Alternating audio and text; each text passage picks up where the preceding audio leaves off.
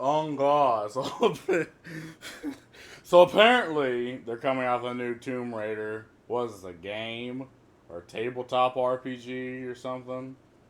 Which I don't think anyone's ever going to fucking play. Like I don't even know what is the point of a Tomb Raider tabletop RPG, or is it like a game that plays like a RPG?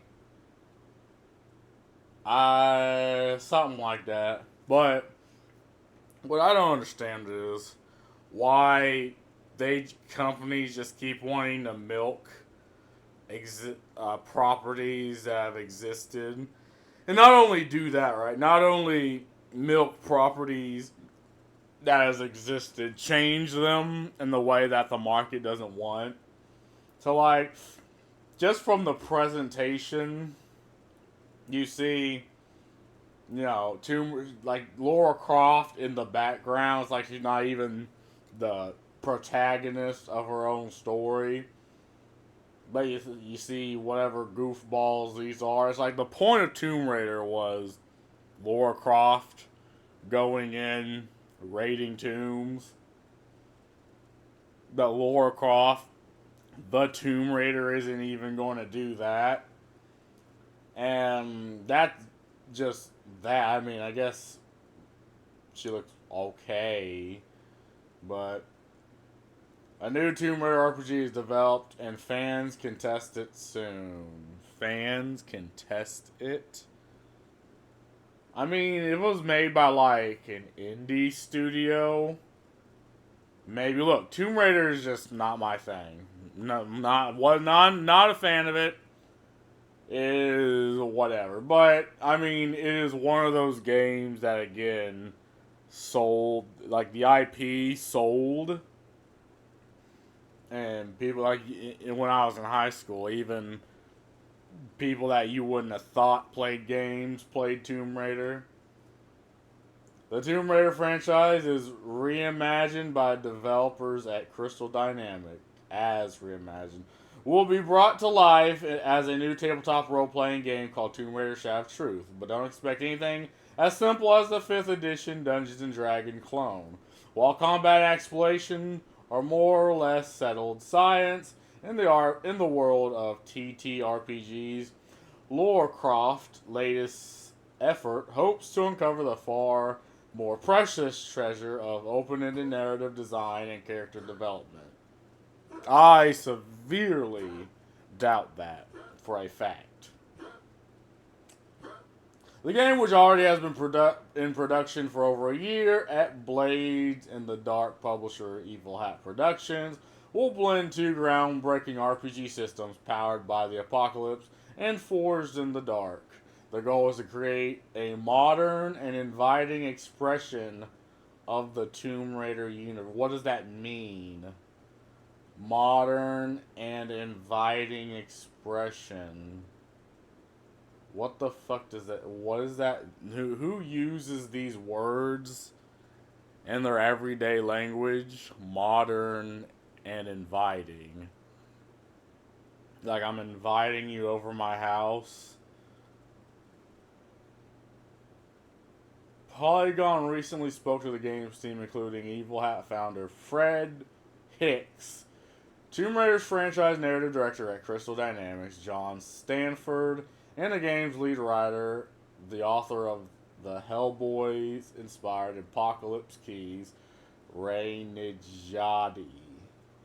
We have this recent, we have this really curious thing at Evil Hat where genuinely anything licensed that we've done, the licensors have sought us out. Hicks told Polygon. This was true with the Dresden File role-playing game. I don't know what fucking game that is. That was the inception of the company in the first place. Crystal Dynamics emailed us one day, and blank, when an opportunity like that come knocking, you take it seriously. Meeting with them, I got, okay, so what the fuck? So what the hell? Wait, are those two? What the fuck? So you have a disabled, chunky African American lady. You have some old woman there. You have this goofball. Well, like, what about the characters, right? What about the world? What about the struggles? What, like, why? Like, I don't understand why they're talking about literally everything else, and even from the presentation, it's like you can almost tell the type of people who made the game, or at least the type of people who, like, consultants that greenlit this game. Many of them are got a sense that they understood the franchise well. I mean, you have to say this. They understood how we approach storytelling, character-based storytelling. Said Stanford, we love characters to have beginning, middle, and ends, and choices they make, and they're mirroring that in the design. That was appealing to us. That is really marries well with how we like to tell stories. I mean, sure. But, I mean,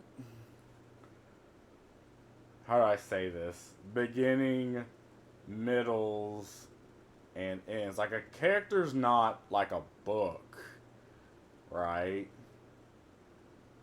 You know, they're like a character sheet in D&D. They have their flaws, then they have their strengths. And the point of being a team is that what one person may fail at, another person picks up. Which is why you have, like, I don't know, you have the charisma character, the dexterity character, the casting character, and the warrior tank, right?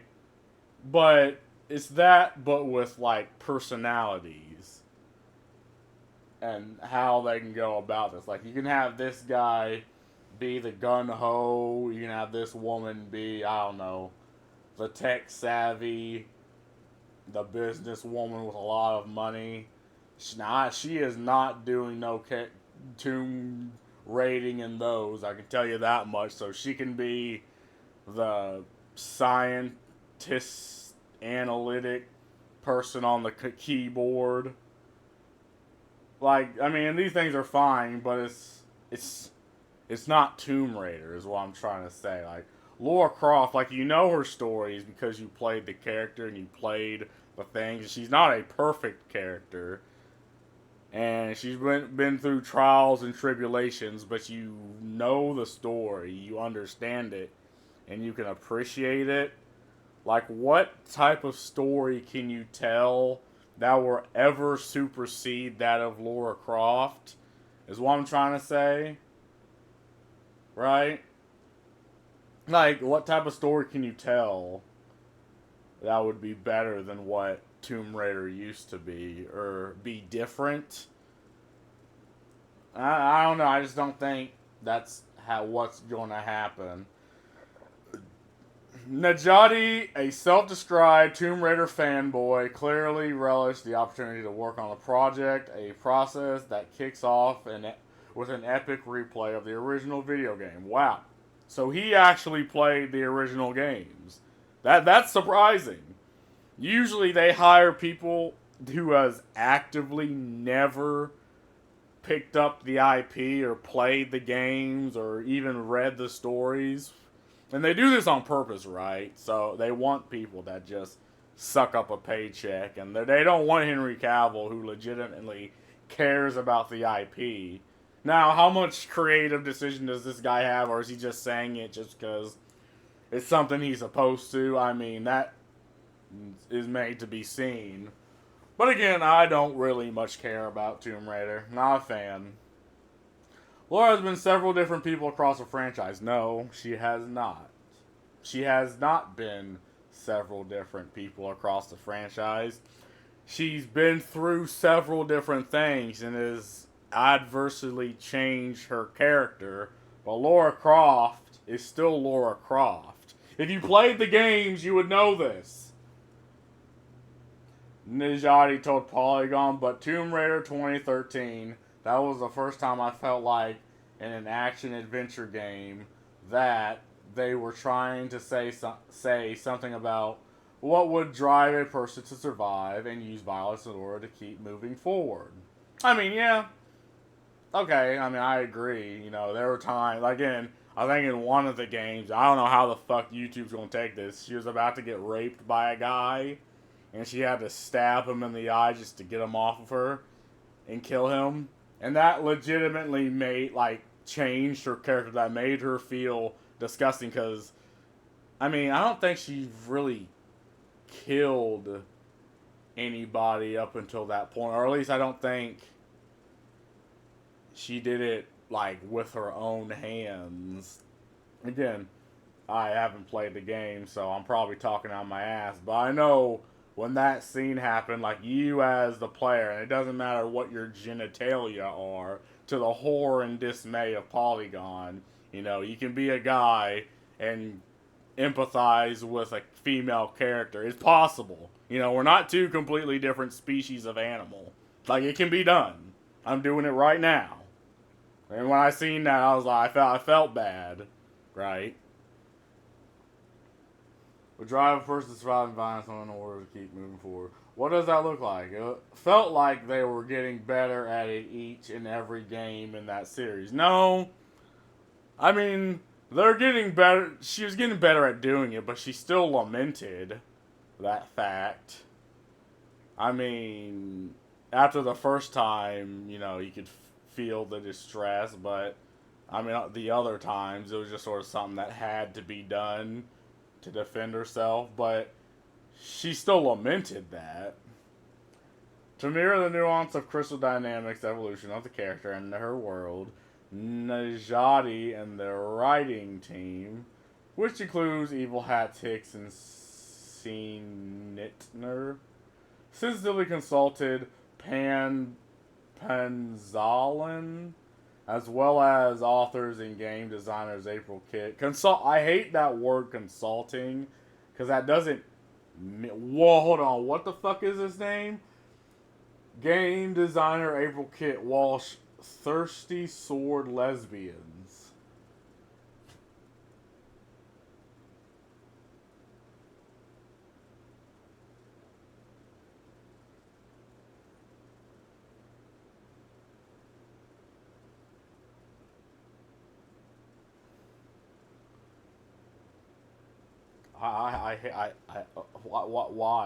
Why do I do this?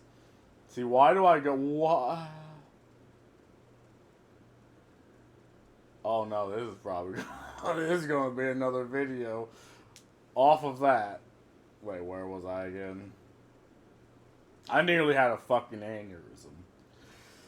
Built the core of the game around a discrete set of player actions called moves. At the center of each, I don't care. The figure design choice that Ray and April made early was instead of having stats, every move, I don't care. So I'm assuming this is just the character sheet of the characters. This game is still an early draft, but the more than 200-page manuscript shared with Polygon was key elements already in place. Take the early version of the game's legacy class, also referred to as a playbook. A legacy character is both burdened and privileged by those who came before, and a sign of great power and a history of coveting the truth. Like Laura, players who choose the legacy playbook will find themselves asking questions like, are you living up to your legacy? Are you healing your legacy? Are you defying your legacy? It's the answer that those questions expressed through a character's image, motivations, and a roll of a dice that will bring an outcome to a given situation and add richness to the narrative being created at the table. So, but is that really the point? Like, the point of, say, D&D is primarily to make your own character and make your own legacy. Like, or you don't have to care about any of that. You can just want to get rich.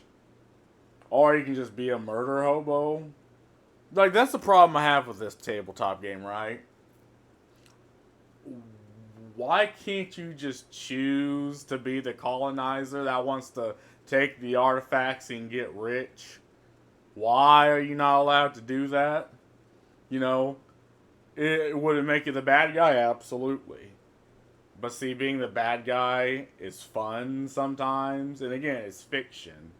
It doesn't exist. It's not a moral telescope being put on the person itself. It's simply it adds replayability to the game to be the good guy, or to be the bad guy, or to be anywhere in between, depending on the situation. That's what makes D&D D&D. And despite the company itself shitting on D&D for whatever reason, that's the point. I mean, at the end of the day, they can't reach into like your home and with their eyes and be like, "Are you playing the game the way we want you to play it?" Like they can't do that. So is that it's that reminder that brings elements of your character in with every action. Nittner said, "The reclaimer may be asking, am I reinforcing the belief of my people? What? Or they're playing the rebel archetype. They could be asking, am I going against the belief of my people? They have to constantly be thinking about how their actions correlate with the values of their character. Or you can just make your own character, right? And you can craft those values from the ground up. Not have things attributed, and it's either A, you're doing the good thing, or B, you're doing the bad thing, or A, you're doing thing number one, or B, you're doing thing number two. If you're going to make a tabletop game, that is something. I forgot I had that up. That is something you are going to have to figure out yourself. Not impose on the character. Not impose this binary way of going about character design of, oh, well, you either do this or you do that. You're either a good guy, you're either a bad guy. You're either A, you're either B. It's like, why would you do that in a tabletop game? It just doesn't make any sense to me. But, no, I'm getting kind of tired of reading through this. Hold on. Tomb Raider Shadow Truth will be brought to life through the crowdfunding campaign planned for sometime in 2025. Evil Hat says the core rulebook will be bigger than anything the company has yet produced, both in page count and in the size of the volume itself, which will be much larger than the company's now standard 6x9 format. But the final push can't be accomplished without an initial playtest, which includes several adventures that Najati and their team are excited to share. The first deal with the legends of Bukaki, a mythical serpent-like horned dragon known in the Philippines. Yeah, whatever. Again, my thing is, a Tomb Raider game that does not revolve around the Tomb Raider, or maybe she'll just be there in the background. I mean, you can just make your own Tomb Raider-esque experience, like, and this is something I don't understand, right? The people who go after Pal World for just being, oh, it's just Pokemon with guns. It's like, well, yes, that's exactly what they said, the way it would be, and it's better because Game Freak is trash with the IP, right? They will buy a reimagining, a remake, a redo of the exact same fucking IP that has existed, but isn't as good as it was back then. But again, people will buy that specifically because it's Tomb Raider. But they have a problem with Power World, which at least tries to have, you know, a slightly different visual and artistic slant to it. I don't really understand that argument. If it's a good game, it's a good game. Like, if you're going to disregard a game just because, oh, it's just Pokemon with guns, it's like, Wouldn't you have a problem with remasters? Wouldn't you have a problem with literally the exact same game, just with better graphics being made, but they're demanding $70 on a game that was originally, what, 10, 15?